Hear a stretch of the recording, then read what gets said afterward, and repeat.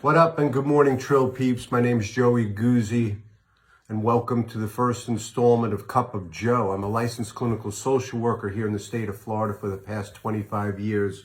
And I'm here to present this forum as a means to provide tools and skills to answer questions and overcoming struggles and challenges that we're having in our lives, means of support and education. Today we're going to be talking about restructuring our cognitions. So let's step back for a moment. What's a cognition? Well, it's our thoughts. It's the way we think. It's the way we perceive ourselves in the world around us. Real simple formula I want you to remember with that. Thoughts lead to feelings, lead to behaviors. Dig that for a second. Just take that in. The way I think, the way I perceive things, the way I see others and situations, and the way I see myself, that's my cognitions. Those are my thoughts. Those then tend to lead to my emotions, how I feel about things, which then lead to my behaviors, the actions that I take. So think about a situation in your life, something you're struggling with, and then put down your feelings regarding that situation and what is the action, the behaviors you've been taking. When it comes to our challenges and our struggles, we're looking to restructure those cognitions, changing the way we think about things, changing the way we perceive things, to then change our feelings, hopefully to promote a more motivational, positive perception of things in ourselves, which then are going to change our actions. There's no way to change that. That's absolutely, what I mean by no way to change it is, it's a simple formula. It's going to happen. Our behaviors are going to change in a much more positive way. Our mental attitude, our cognitions tend to be based on two things. First of all, genetics, truly, and secondly, our environment. From the moment we're conceived, not from when we're born, but to me, my belief is from the moment we're conceived, we're taking in information. Our God has created us to be like sponges from the get-go so that we're constantly soaking in and absorbing data to learn from. Keep in mind, for some of us, from the moment we're conceived and the environments that we were born and raised in, there may have been chaos, instability, some sense of insanity or unmanageability going on in that family system. As a result, some of the tools, some of the messages, some of the information we took in was broken. It was misinformation, but we took it in anyway and made it our own. And unfortunately, for a lot of us, what we ended up doing with that same information, we personalized it. We made it about us when the truth is it had nothing to do with us to begin with. Well, what do you mean by that, Joey? What I mean by that is, if mom was a drinker growing up in my home, as a child, we're going to take that personally. What was it about myself that didn't make me lovable enough for mom to stop drinking and for me to be more a priority in her life? We internalized it.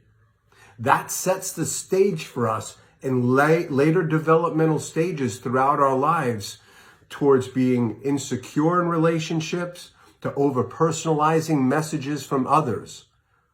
As a result, we end up making some pretty bad choices.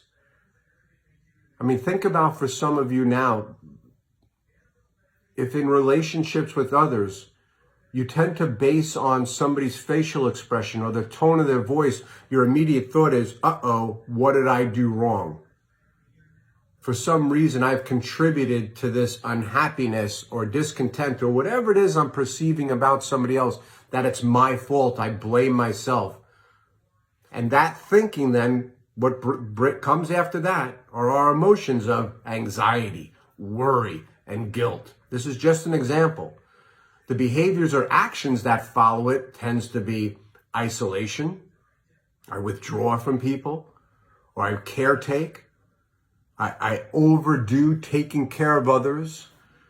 Taking care of others becomes more of a priority than taking care of myself. Wanting to know what makes you happy. And I spend my day trying to figure out what makes you happy and tending to you and others constantly.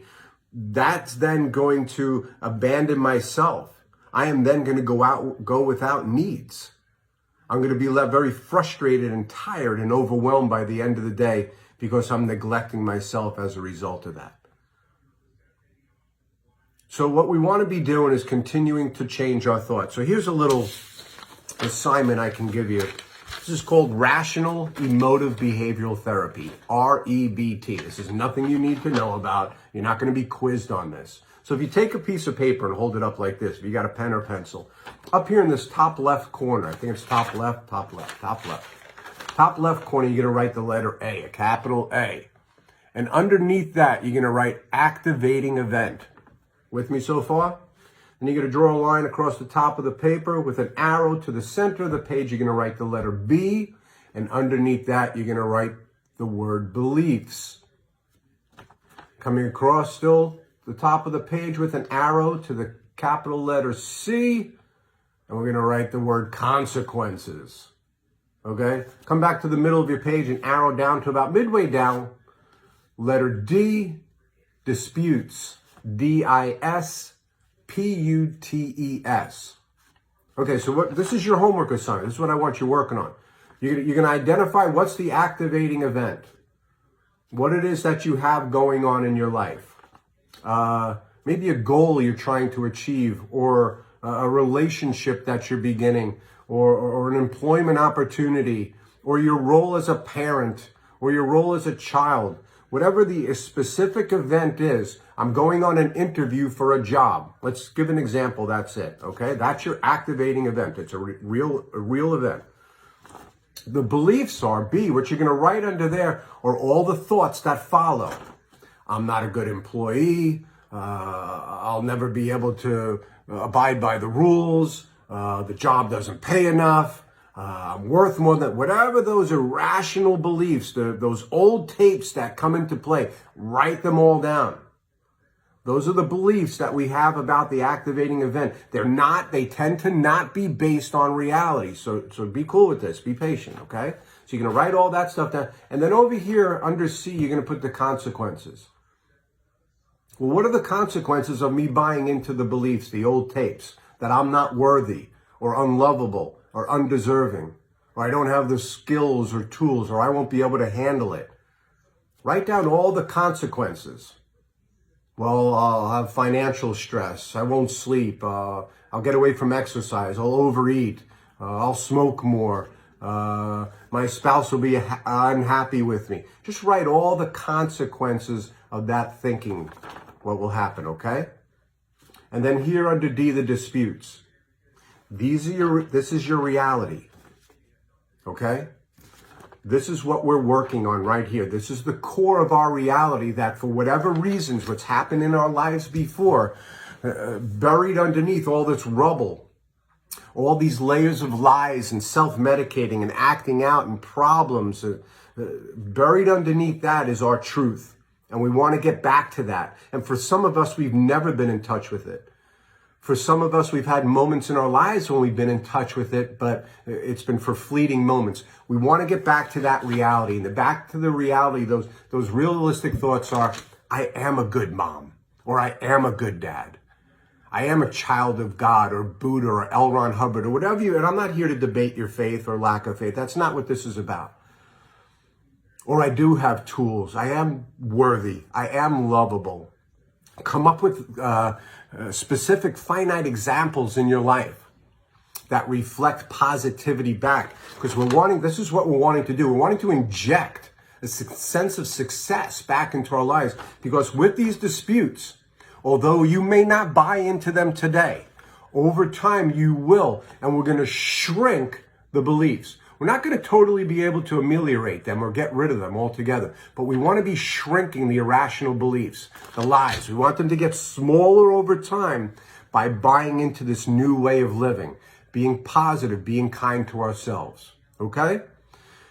Next, we want to talk about, and this is the foundation of pretty much everything, truly, whether it comes to depression, anxiety, mood disorders, some sense of unmanageability or self-medicating in our lives.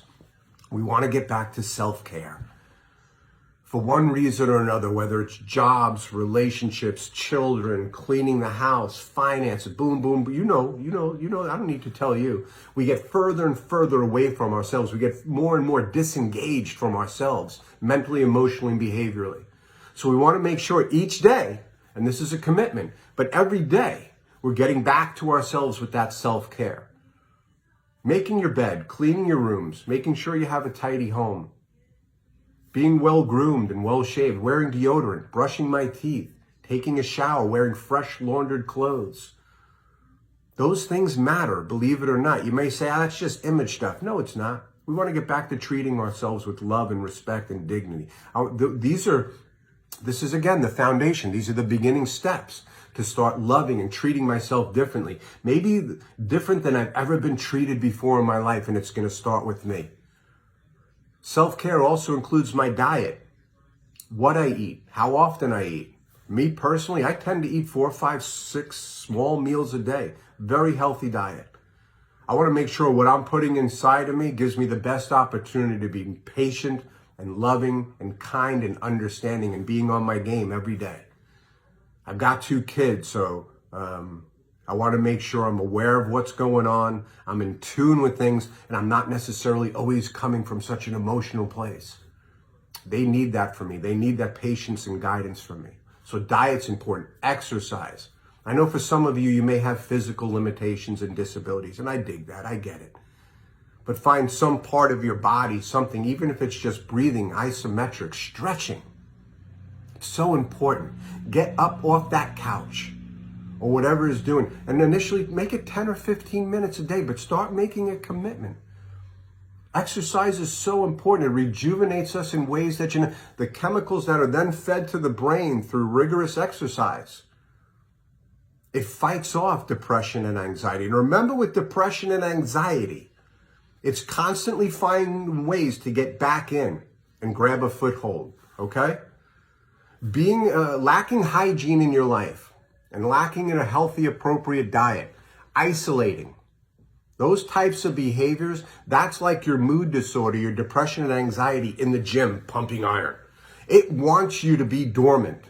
It wants you to smell and be overweight and ugly and think the absolute worst about yourself and the world around you. That's it wringing its hands like, yeah, see the worst about yourself, because that's its gaining strength. So when we start just digging each day of getting back into a sense of self-care, that starts to weaken already the sense of depression. Trust me, your mood disorder right now, or the way you used to think about yourself, doesn't want you watching Joey Guzzi videos. It's frustrated and pissed off right now because it knows you're going to get better, and it doesn't want you to get better. It's going to try to feed you in your head the thoughts to bring you back down. You need to see that for what it is and say, no, not today. Not today. Anyway, I'm hoping that in some way, what we've shared about today, what I've taught about today is helpful to you. Take it in and digest it. If you have any feedback on it, message me back. Even if you private message me, anything you share with me will be kept in confidence unless you let me know differently. You have questions about what I'm sharing about? Let me know.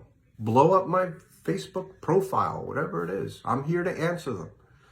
If you ever have a topic or an issue you want me to teach about, let me know. Again, you can PM me or just put it right on the site. Again, hopefully this was helpful for you. Thanks for tuning in, and have a wonderful day. Treat yourself with love and respect today, and start coming up with a daily agenda. Start putting down some short-term goals for yourself each day with an agenda, achievable goals, because we want to be getting a sense of success back in our lives. You deserve it. Okay, God bless, guys.